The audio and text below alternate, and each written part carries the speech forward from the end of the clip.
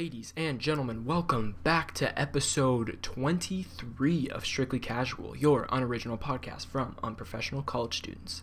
Today is July 10th, 2020. James, how you doing? Doing well. It's a good day. Good.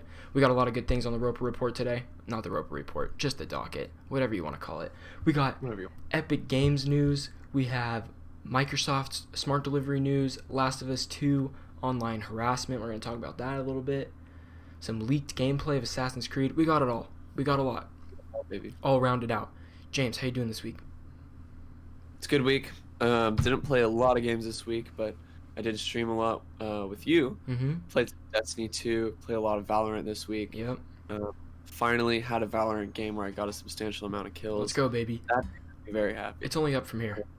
It's only up from here.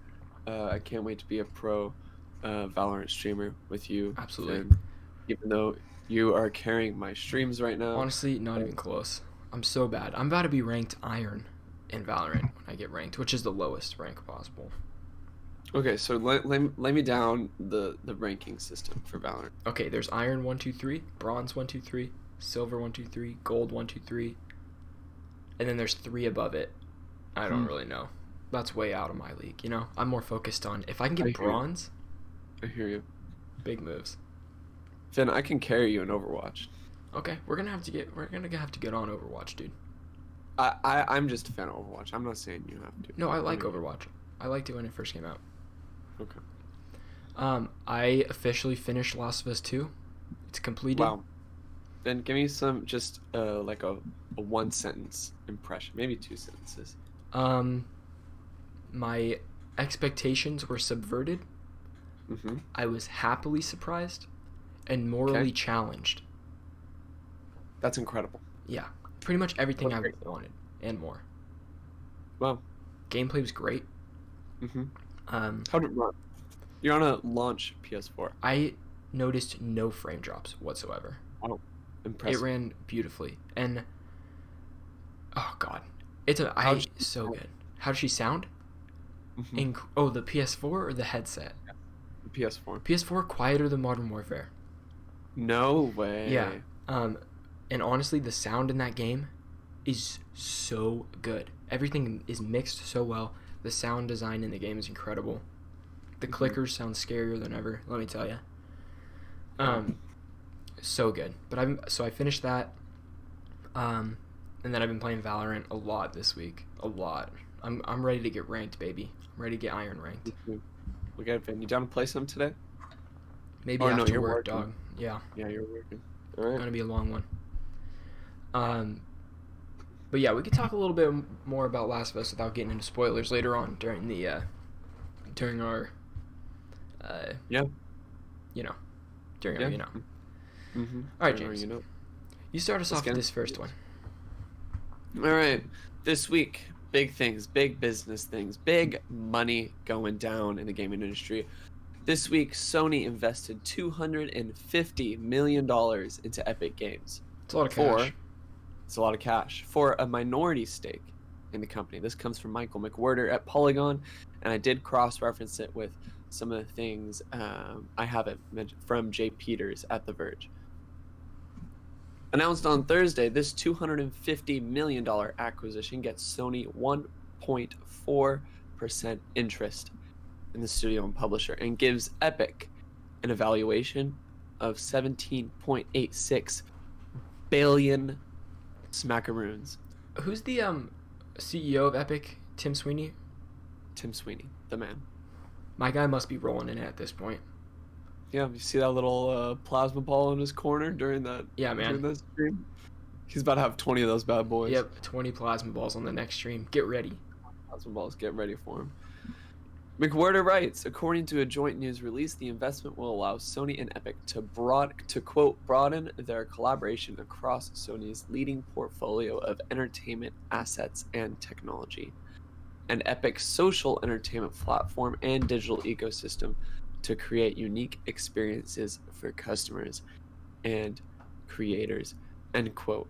The comment from Sony's president and CEO, Kenichiro Yoshida, states, quote, thank you. Epic's powerful technology in areas such as graphic graphics places them at the forefront of the game engine development with Unreal Engine and other innovations.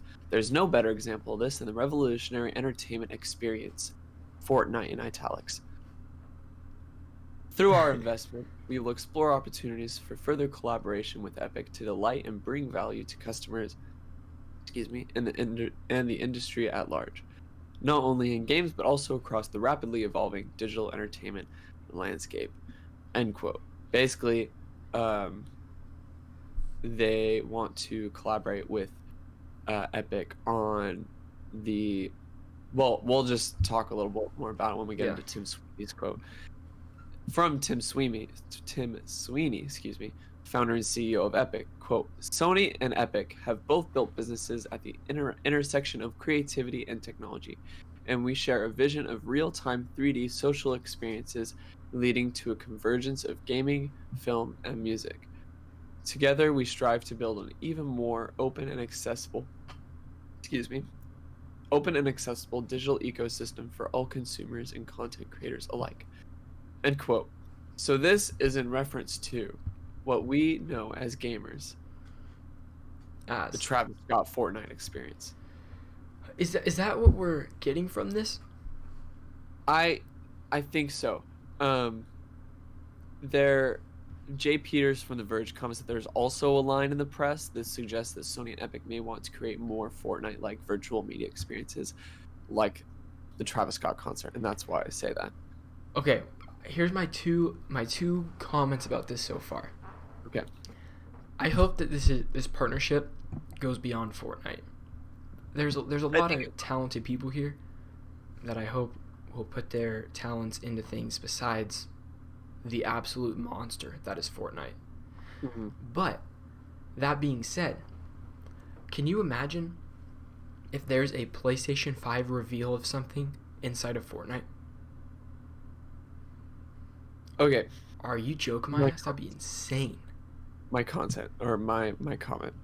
I don't think they're specifically referring to Fortnite as a means of doing these things, but I think they want to take some of the cultural and the social experiences that came from Fortnite, with the example of the Travis Scott concert and Christopher Nolan movie viewing, and putting them in their own digital medium that allow people as a community to experience them together.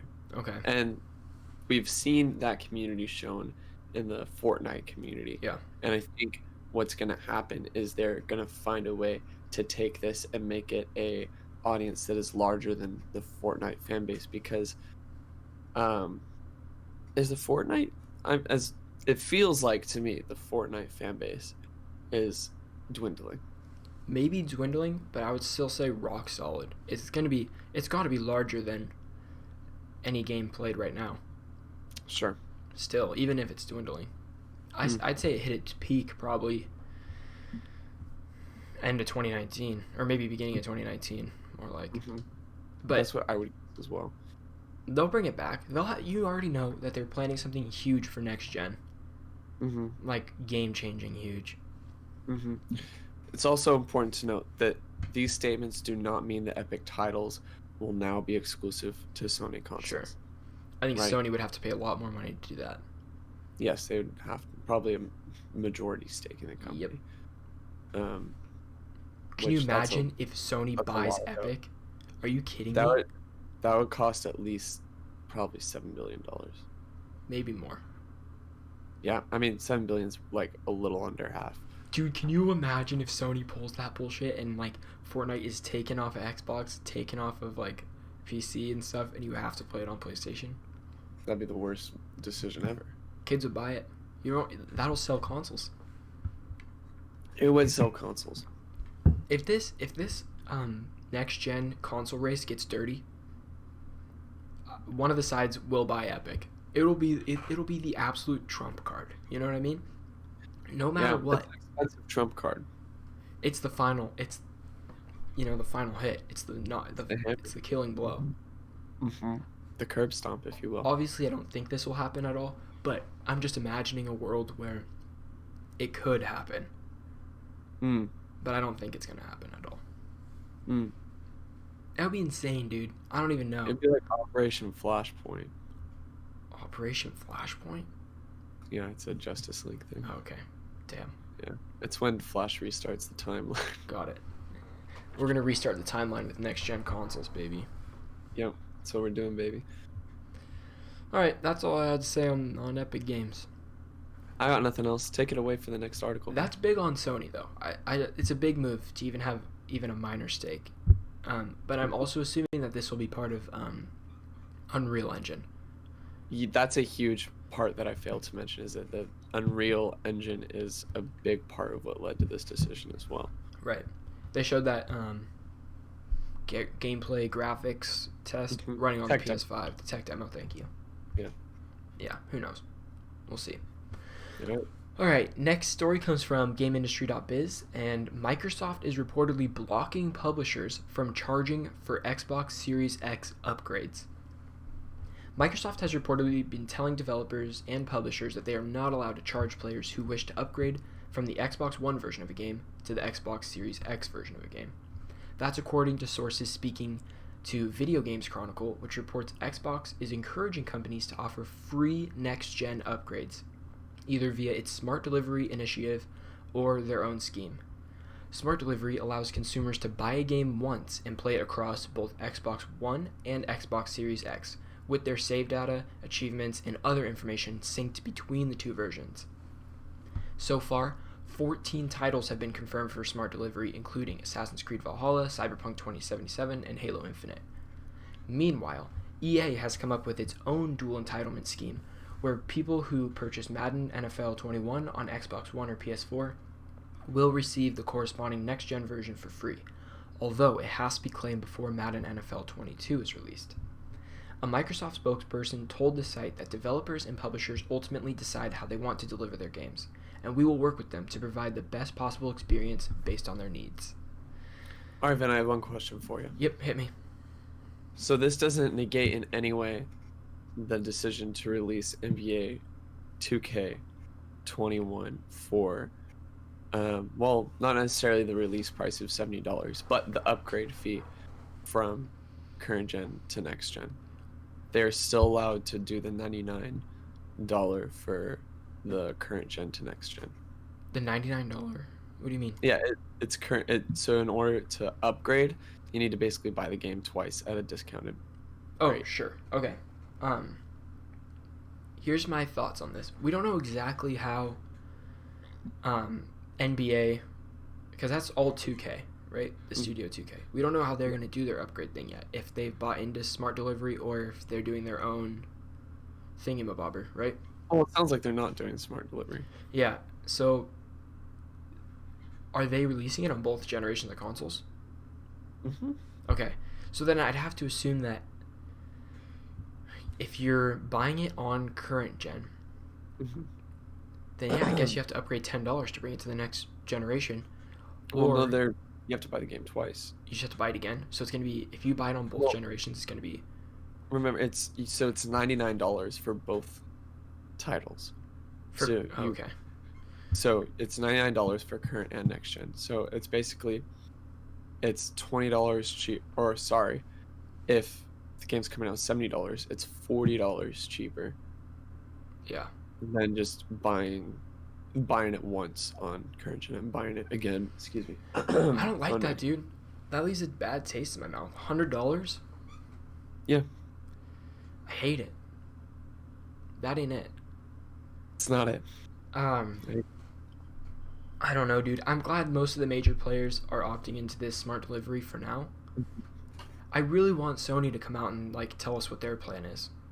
I as well want them. We're really lacking on that. Xbox is definitely the safer move right now because you know how your games are gonna play on both, or you know that. Obviously, PlayStation has said you can play your PS4 games on it, but we don't know how that actually works. And I want to know the details before, I don't know. Are they set to have a state of play this month? Yeah, Xbox. I one in August. Well, Xbox announced their next event on July 20-something, 1st or something? 3rd? Yeah, PlayStation scheduled their next state of play just 2 days after it. Okay. So they waited for Xbox to put their thing in there, and they're like, okay, we'll just go right after this in case we need a price change or something like that. That's what I'm assuming they did. That's Sony. Yeah. Very good. Yeah, dude. I'm glad that Microsoft is helping studios, like, tell them that they need to upgrade their games for free on next gen. That's good. It sounds like Microsoft is on the gamer side, you know? Right. But we'll see.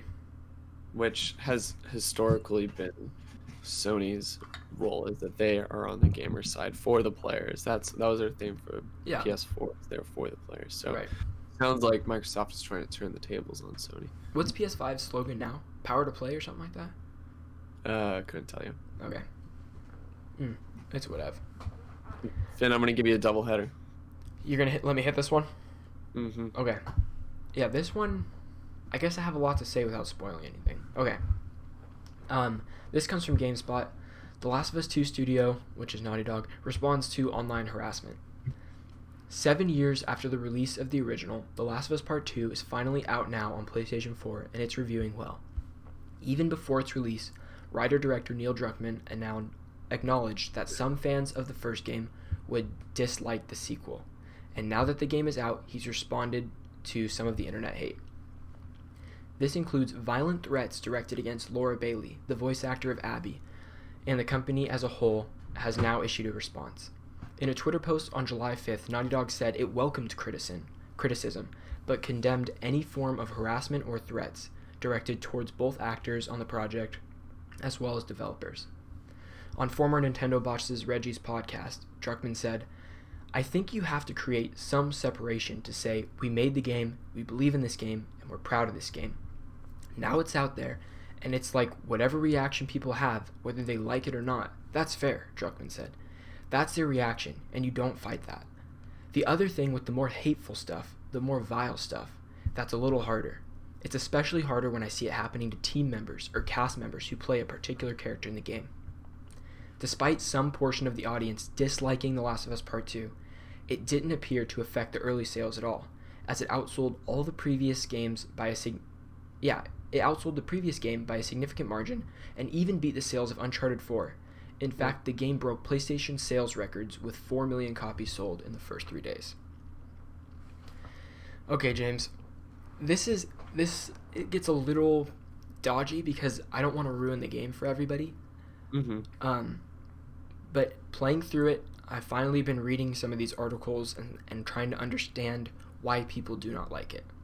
Now, there's a side of people, there's the extreme side that are homophobic and are against having a female lead in a game. That's what that comes down to. That's a lot of the negative reviews. Sure. But this is besides those reviews, because those people are not reasonable people. You can't have a discussion with those people. They're going to hate it. They're not going to play it. So that's not who this is about. This article is about the character decisions and the writing that went into this game that a lot of people are disliking. Now, I don't want to get into why, but Abby, a particular character, is getting a lot of hate in this game because of how she acts in the game, as big of a role as she plays in the game. That's one of the biggest roles she plays in the game. And this is very hard to explain without spoiling anything, you guys. But let me say, Laura Bailey does an incredible job playing this character. Regardless of if you like the character or not, she kills it, dude. Such a good performance. She plays a character opposite than anything I've seen her play in any games before. Because she played like MJ in Spiderman. She played in Infamous and stuff. She plays the Neon Girl. She's a great voice actor, great motion capture artist. But yeah, this is unlike anything she's ever played before, and she kills it. She's so good in it. I don't want to. It's so hard. It's so hard trying to dodge these spoilers, dude. Yeah. But if you see some of the threats on Twitter and stuff, it's pretty messed up. It's very messed up. Right. I've seen a lot of this stuff on Twitter about, as a reaction to the hate, there's a lot of people who are doing a lot of Abby stan content and posted a lot of that out to counter out the hate of the character. And I haven't gotten it spoiled or anything. I just know that That's like good. a lot of people, and there's a huge push in gaming culture for more masculine female characters, and also looking at Zarya from Overwatch as one of these characters who is a female and a woman, and who is like Muscular. big, Yeah. muscular, yeah. Yeah. And so it's a lot of hate comes from a lot of misogynist people who just want women to fit their own standards. Right. Yeah. Right. From what I understand, obviously I haven't played the game, but that's what it sounds like. Yeah, dude, I saw this video someone posted on Twitter where they were very seriously talking about how they disliked Abby because he was not attracted to her. Therefore, she's not a relatable character if he's not attracted to her. Like, dude, that's not the point of the damn game. Did you even play the game? Yeah. There's people that are like, no, I can't get into it, James. I can't get into it because I will spoil something for you, and it's truly an experience that you don't want spoiled for you. All right. But yeah, the hate is not cool. That's all it is. It boils down to, you can dislike it. That's fine. You can dislike it, and you can have a conversation with people about why you dislike it. But if you hate it for absolutely no reason other than you hate a female lead, or you hate the way she looks, hate it for illegitimate reasons. Yeah, it's very stupid. Very stupid. And ignorant. Very immature. Yeah. Okay. All right, everybody. That's enough on that. Following up on that, to more things that I dislike in addition to misogyny. Oh man. Yeah, I know it's harsh, but I thought it was a good segue. Okay. On Monday, a 30-minute gameplay demo leaked of Assassin's Creed Valhalla. This was put on YouTube in all of its 30-minute entirety. It is important to know before I get into this, I did watch it. I took notes. What I'm about to read is a condensed version while mentioning some of the stuff in the IGN article. Go read that IGN article. It sums up a little bit of the some of the gameplay features a little more succinctly, but I'm going to go into a little bit more depth.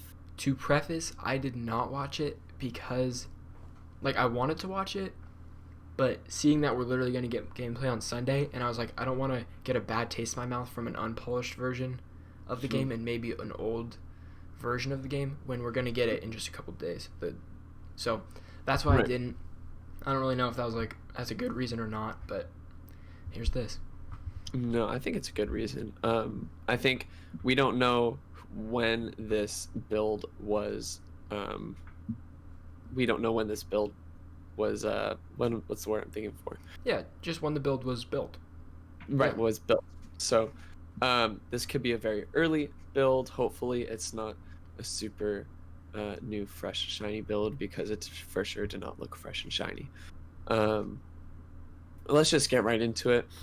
Starts off with the protagonist riding around a village on their horse. It's a female protagonist, which is cool to see gameplay of. I think they'll still remain going along with the female protagonist in the demo we'll see coming soon. A few features is that it seems there is a non-regenerating health bar, as the demo starts out with a health bar that is like a quarter of the way down. I'm trying to think of what Odyssey had. Yeah, keep going. So they're thinking that you will regain health with like fruit or like berries or things you find in the world. The color palette is very similar to The Witcher 3. There's a Skyrim-esque compass at the top of the screen. The character gets into some combat with some wolves outside the beginning village, uses twin axes, and later on uses a bow. It looks like kind of just the normal hack and slashy stuff you see in Assassin's Creed Odyssey. It didn't look incredibly weighty, but we'll see how it feels. Note on that real quick. Yes. The developer, I didn't watch the gameplay, but the developer tweeted that they're adding, like, from the leaked footage, they're basically retconning a lot of this stuff, like questions people were having. And they said this was a big one, is that the combat did not feel like it had any weight at all. It was just, you were just hitting.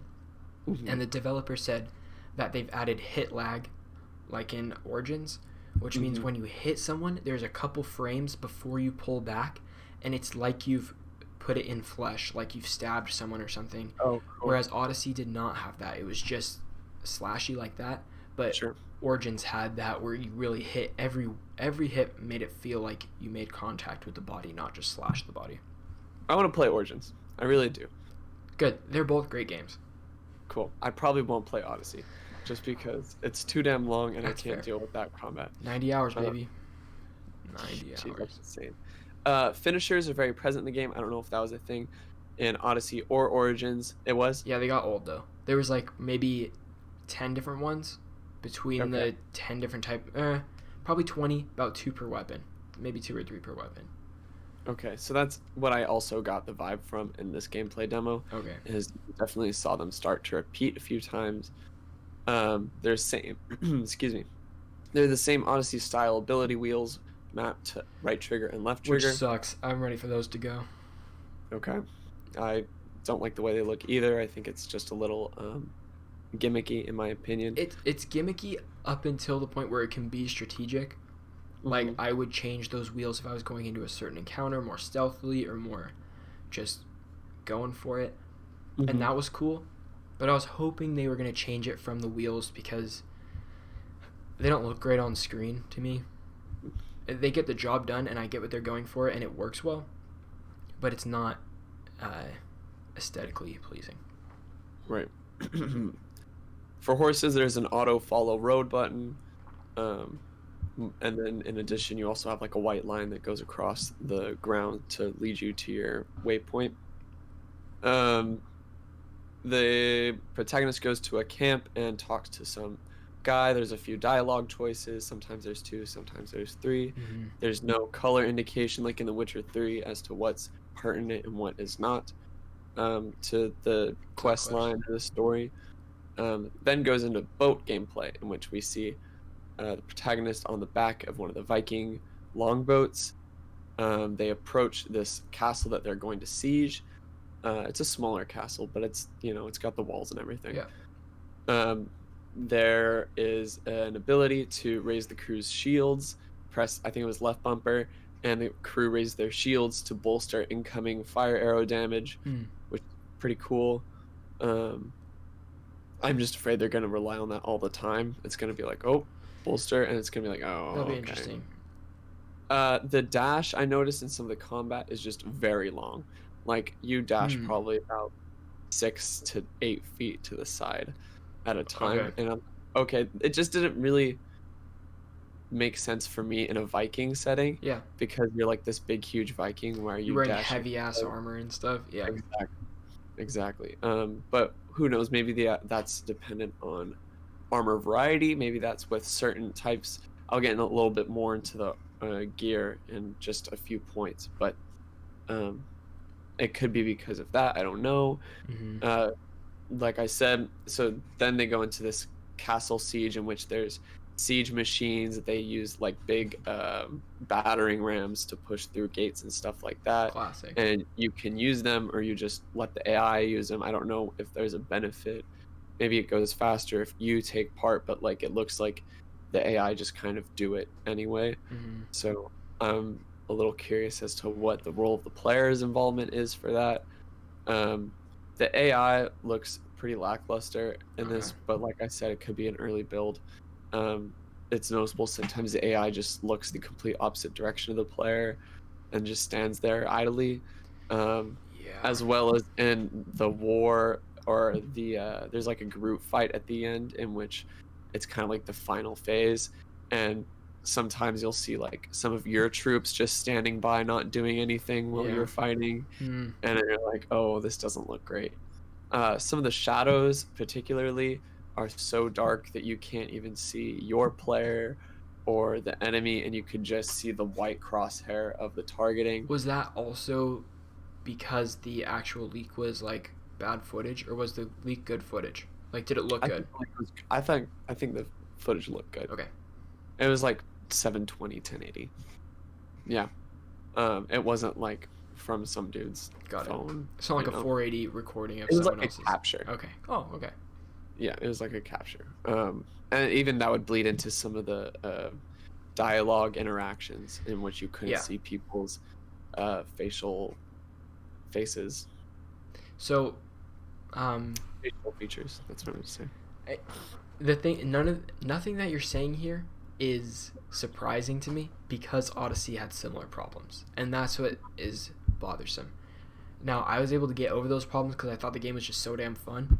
Like every time I played it, I was just having the time of my life. But that also took.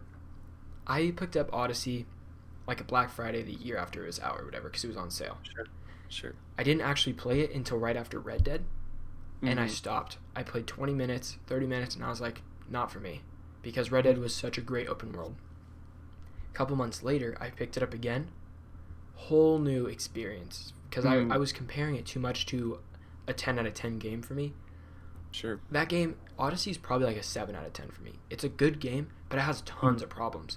But I loved it. It was like a letterboxd score, you know?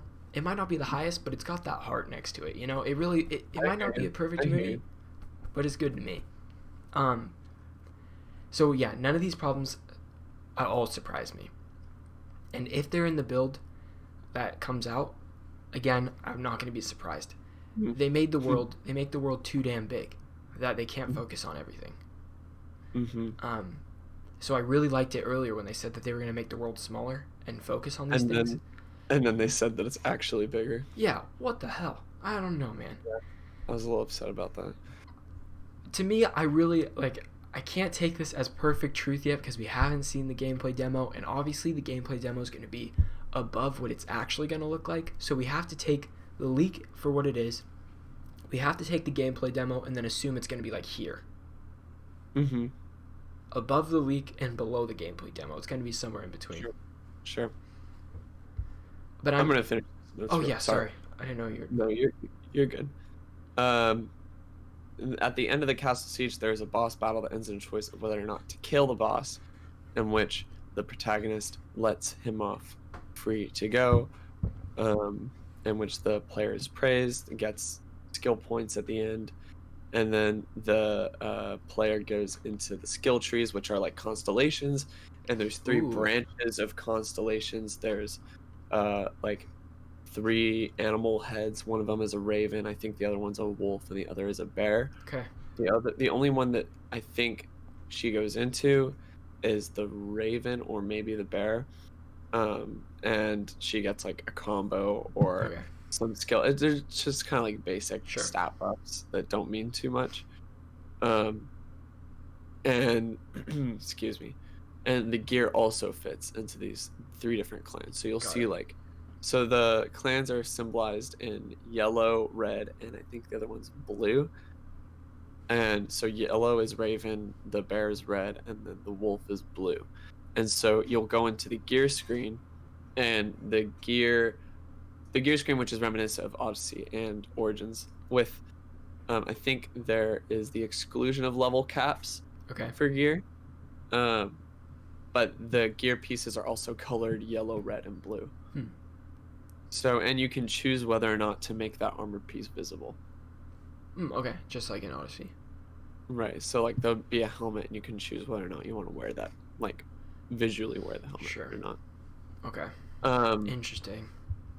I've already talked about my overall impressions, but I wrote them all down here. Although this is said not to be the same demo they will be showing on Sunday, watching this makes me even more concerned for the state of the game. The frames are unstable, the textures fail to load inconsistently, and the samey combat style that I despised in Odyssey looks unchanged.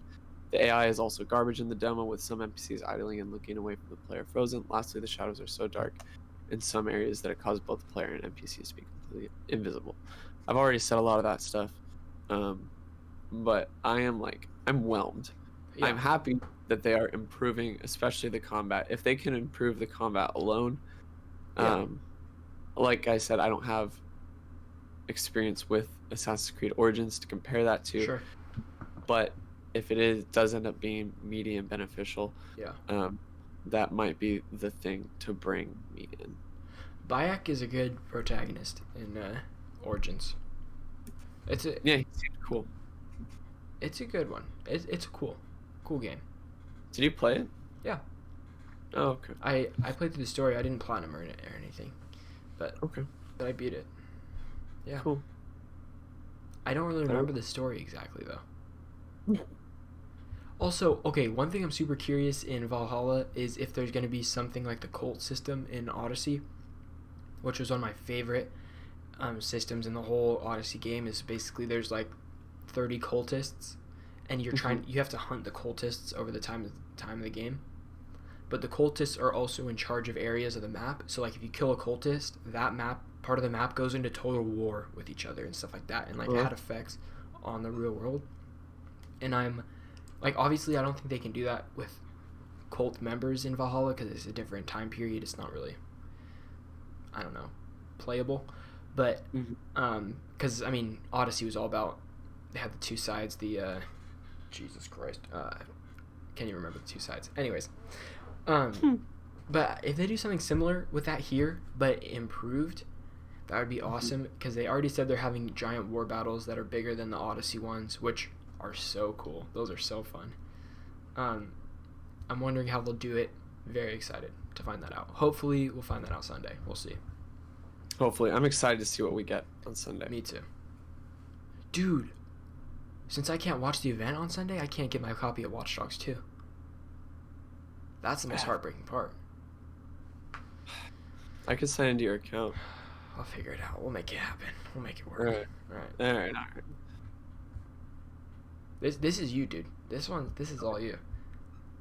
Left 4 Dead spiritual successor Back for Blood releases new concept art. This comes from Dmitry Lapinov at ScreenRant.com. Back in 2019, Turtle Rock Studios, who also made Evolve, made a promise to bring their vision to life using cutting-edge technology, with the core vision being a spiritual successor to Left 4 Dead. The core foundation of this new game is a first-person co-op zombie shooter. That's really all we know about it. The concept art shown is what looks to be like a fort that is barricaded and reinforced with metal sheeting, with an American flag sticking out from the inside, and a few like upper box sniper nests with the word hope written out on the front of one of them. Down from the fort on a hill is waves of spiked obstacles and tires below in a wooded area, and that's all we got. Okay, tell me your history on Left 4 Dead. I am deeply invested in the Left 4 Dead franchise. Good. I played the first one. I played the second one all the way through. I went back to the second one, put a lot of hours into it with mods and fun stuff like that. Love the modding community of Left 4 Dead 2. Just a great time. I remember I made some of my first friends on Xbox playing Left 4 Dead and Left 4 Dead 2. I bought all the DLCs, even though it was kind of whack because on PC you got them for free. But I didn't know that until like only 3 or 4 years ago. Just incredible fun games. And I remember they had the versus mode in which you could play as zombies, and you'd have like one team as zombies, one team as survivors. And I remember it was just a lot of like 10-year-old me screaming in my room, annoying the entire neighborhood. You know, because you go into a room and oh my god, there's a boomer. You know, exactly. You know, and all this stuff. I remember the best map or area, in my opinion, was the carnival in Left 4 Dead 2, in which you went through, and the final stage is the standoff in a like a concert stadium. I'm trying to remember. There's music going the whole time, and it's like hard rock, and you have like you beating like zombies with guitars. And they had like you just get so stacked. Like that was the one thing I liked about Left 4 Dead 2 is you can stack yourself with like, you put a red like a laser on your gun, and you could give yourself like explosive rounds. And you'd have like a katana or whatever. You felt powerful. It wasn't a zombie game where you felt unmatched all the time. Like sometimes you're like, okay, this is fine. Like I'm just plowing dudes right now. It was challenging, don't get me wrong, but like in most zombie games, they try to make you feel like the zombies are always more powerful than you, whereas at a point you can feel like you're more powerful than the zombies, and that's cool about Left 4 Dead. And I just love, they do a great job of like hordes and like always having zombies. Like the mechanics, they just feel really like I guess tangible is the wrong word, No, but like you can hit them and then they'll like back up and yeah, like make other zombies fall over. right. And I love the physics used and a lot of the horde stuff. Mm-hmm. It just works so well. I only played Left 4 Dead 2. I never. Which I don't think you need to play Left 4 Dead 1. Okay. Yeah, I played 2 because I had friends that played 2, and I played it Mhm. on my Mac. That was the time of the Mac gaming era, you know? Yes. Mm-hmm. And I played that a lot with friends. It was fun. I think I also had a friend that had it on Xbox, so we would play that like couch co-op. Mm-hmm. So yeah, I played a good amount of it, but I was never like super into it or anything. I just played when my friends were playing it, pretty much. Mm-hmm. Yeah. Mm-hmm. But it's fun. I remember loving it. So, Yeah, it was a good time. Big part of my childhood. it's good. Yeah, I'm excited to see what this is. Mm-hmm. Okay. I've been. All right. Mafia Definitive Edition delayed to September 25th. This is a bummer. I'm pretty excited for this game, for this remake, pretty much. Even though I heard it runs like garbage, right? That was part of it? That's the second one runs like garbage. Okay. I'm sure this is in the same boat. I don't know. I don't want to be so quick to say that. Okay, but- fair enough. All right. Mafia Definitive Edition developer Hangar 13 and publisher 2K issued the following statement. Mafia Definitive Edition will now release worldwide on September 25th. Though we'd originally planned to release the game 1 month earlier on August 28th, finalizing everything in that time for the launch date has become increasingly challenging due to the ongoing global COVID-19 pandemic. James, we started talking about COVID-19 on the gaming industry back in February. Wow. Yeah, we did. We're 4 months into this. This ain't gonna stop for a while. No, it's not. We're gonna keep talking about it. All right. And the last thing we want to do is compromise the quality of the experience. From the beginning, this has been a passion project for us. Many of our developers helped create the original Mafia, and all of us are committed to crafting an updated experience worthy of that timeless classic. That was a hard sentence for me. I don't know why. We appreciate your patience and understanding as we make Mafia Definitive Edition the very best it can be for all of our fans worldwide. All that said, we know you're anxious to see more. That's why we're thrilled to give you an extended look at Mafia Definitive Edition's gameplay in just 2 weeks on July 22nd.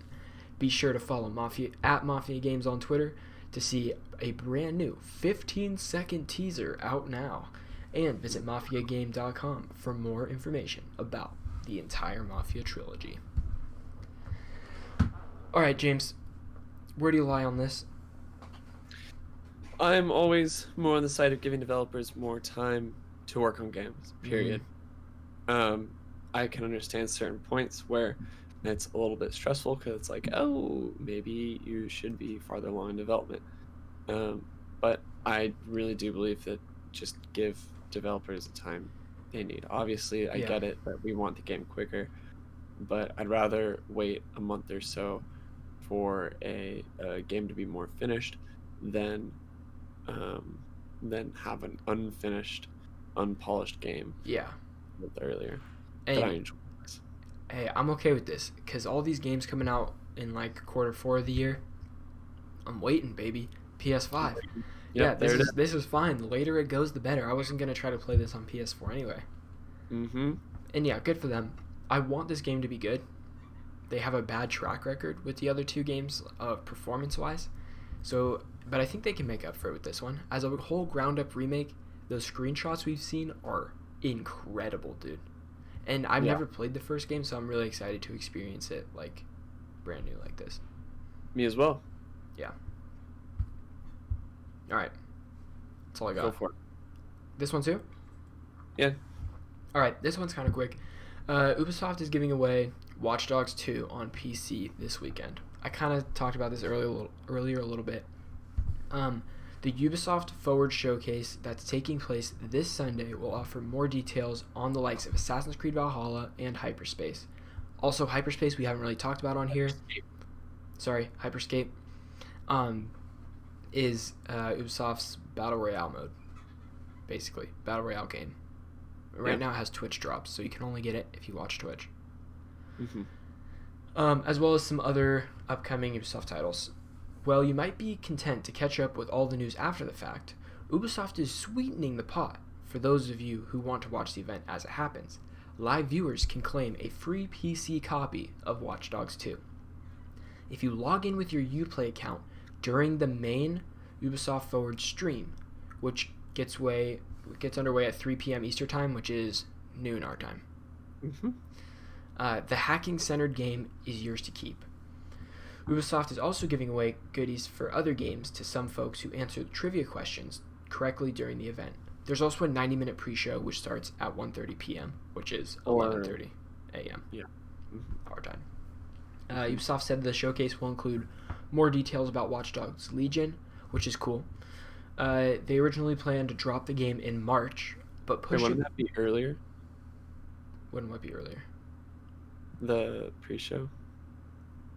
Wouldn't that be 30 a.m.? Oh, yeah. Maybe you're right. Yeah, 10:30. My bad. Pre-show at 10:30 a.m. Ubisoft initially planned on dropping Watchdogs Legion in March, but pushed back the release date to sometime later this year. Perhaps we'll find out this weekend when it plans to finally ship Watchdogs Legion. Okay, I have a couple theories about why it was delayed. I think this game does not run on current gen consoles very well. Okay. Especially with the systems they were trying to build here, where you can play as any character. I have a feeling it just runs like garbage on the current gen, so they want to release it on next gen at the same time. Sure. Which is cool. I'm down with that. Because honestly, last console generation, when the PS4 launched, there was not a lot of good games that launched with it, or you had to wait like a month or two for other good games. What'd you get with your PS4? Nothing, James. I spent all my money on my PS4, and I didn't have a game for 2 weeks. Wow. I bought Need for Speed Rivals. Huh? Remember Resogun? Did you play Resogun? I played that when it was free on PlayStation Plus. PlayStation Plus. Yeah, that was like within the first month or two. Yeah. But Need for Speed Rivals is my first PS4 game, and it's an incredible game. If you haven't played Need for Speed Rivals, you're really missing out. It's one of the best driving games I've ever played. It was great. I love Need for Speed Rivals. Yeah. I remember I had a Battlefield 4, 2K16, and Need for Speed Rivals. Yep. God, Rivals is so damn good. So damn good. I gotta play Need for Speed Heat. Finn, I can't wait to play Watch Dogs 2 again. I only beat it. The demo. I'm looking forward to beat it. Finally, for the first time. Did you play the first game? I did, and it was okay. Yeah. But second one's great. Yeah, second one's more fluid. It doesn't take itself as seriously as the first game by any means. The colors are so much more vibrant. The driving's a lot better. San Fran, baby. San Fran. It's beautiful. It's gorgeous. The characters are great. Great world to explore. The mechanics are so sound. Yeah, I just really love the game. Yeah. I'm excited to play it again, or play it all the way through. I'm excited for Legion also, dude. I don't know if I can be excited for Legion. I think it's gonna be cool. We'll see more on Sunday. It might do some cool technical things, but from a writing and story perspective, I am skeptical. Yeah. About how they plan to tell a story when you can play as anyone. Good. Yeah. It's good. I don't know. Time will tell. Colton's first PS4 game was Batman Arkham Knight. An awesome game. An underrated game. People didn't like it, dude. I liked Arkham Knight. I think that game has like overall more negative reviews than positive. Which is sad. It's because of the Batmobile tank thing. People didn't like that. I liked it. It was fine. I thought it was fun. It was fine. Yeah, it was a big world. How else was I getting it around? Anyway. Okay, real quick, there's no update from Dr. Disrespect. It's been 2 weeks, and I'm dying to know what the hell happened to Dr. Disrespect. Someone had like a little hint about it. If it was Keemstar, I don't want to hear it. I hate Keemstar. Keemstar. Guy's awful. Ugh. Yeah. Gross. Okay. Let's run into random fun stuff real quick. James, take the first one. All right, this is random fun stuff. The part of the show where we talk about stories without a story. Now. Yep. First up on the list, we got Sony Unveils PlayStation 5 box art showcasing Spiderman Miles Morales.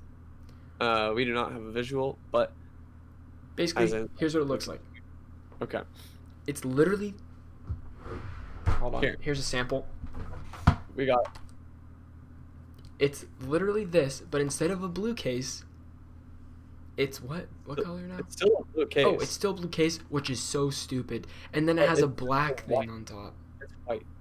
Oh my god, I'm way off. I love the mock-ups too much. Okay, it's white on top. It says PS5. It's also white here.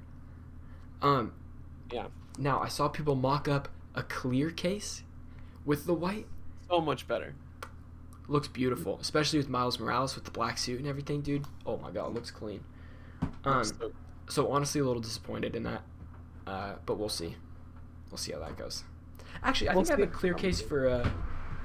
Oh yeah, see, like my Horizon copy has a red case, so there'll be editions of both, you know. I hope so. Yeah. Yeah. Okay, that's it. That's the PS5 case. Cool. Far Cry 6 to be shown at Ubisoft Forward. Cool. I'm excited to see what that's gonna look like. Halo 3 launches on the Master Chief Collection on July 14th. Woo woo. Just in time. Started playing through them. Yeah, you're on Reach right now still? Still on Reach, yeah. I think I got like Colton's in chat. I think we got like 2 more streams till we finish it. And you're loving it. I'm loving it. It's fun. Yeah.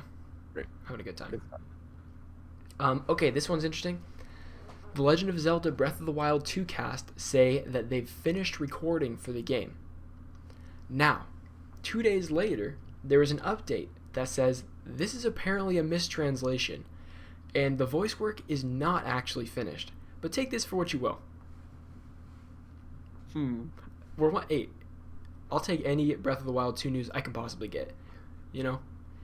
Yeah. People are saying it's going to be out by the end of the year. I would love to see that. I gotta finish the first game, dude. I still haven't defeated the last Divine Beast. Vinny, what are you doing? I'm just taking my sweet ass time with that game. I got like 70 hours on it. I just walk around and do stuff, you know? It's so damn good. It is amazing.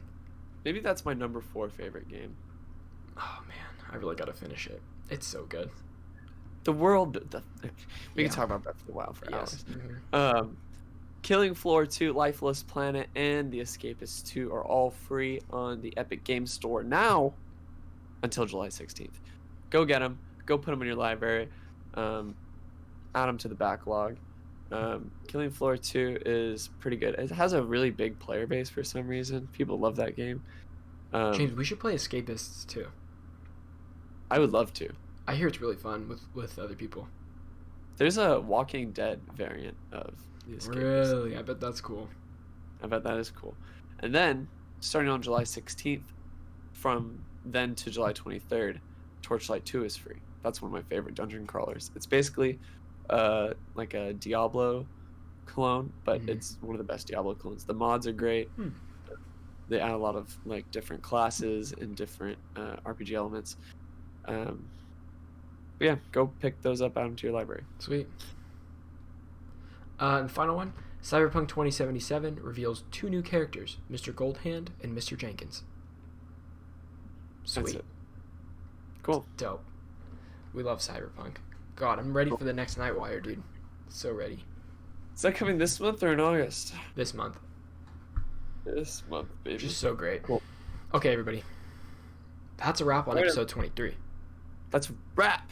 Thank you so much for joining us. Right underneath, we'll have linked all of our good stuff. Twitter. We got our Discord on the bottom there. Most importantly, our Twitches, baby. We're popping off. We're trying. Yeah. We're really trying to stream a lot more. Yeah, and that's that. Please join our Discord. Hit us up with our community. What's up? Let's plug our individual Twitches real quick. Okay, my Twitch is twitch.tv/Babashinga. And mine is twitch.tv/StrictlyYamez. Yeah. Yeah, follow there. We'll be live. We get it done. It's fun. Fun stuff. We're playing a lot of Valorant right now. A lot of Valorant. But I'm also finishing up Uncharted 3 next week. Since I no longer have class, I have time to finish Uncharted 3 on stream. Thank God. And I'm playing through Tomb Raider right now, finishing that out. Ayo. Should be done in about 2 more streams. Yeah. Maybe 1. Dude, I'm so excited for you to get to that final battle. I need to watch it with you. Yeah. Okay, guys. We're rolling the intro, and we'll be live for the post show right after. Peace out, everybody. Peace out, everybody.